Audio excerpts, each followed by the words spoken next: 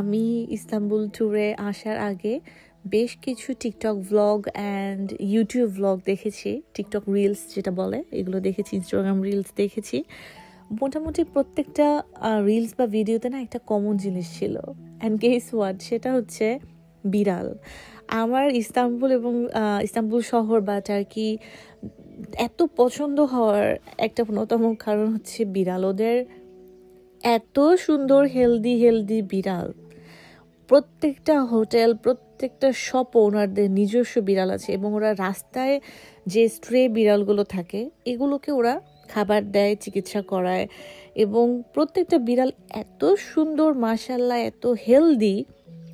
আমাদের বাসা বাড়িতে আমরা সাধারণত যে টাইপের বিড়াল পালি, ওরাও এত হেলদি, এত ফ্রেন্ডলি থাকে না। সো আমার কোলে এখন যে বিড়ালটা, সেটা হচ্ছে আমরা যে হোটেলে চেক ইন করেছিলাম সেই হোটেলের ওরা পালে, ওরা দুইটা বিড়াল পালে, একটা এই পিচ্চিটা ভেতরে ছিল আর একটা বাইরে ছিল। ওরাই খাবার দেয়, ওরাই টেক কেয়ার করে।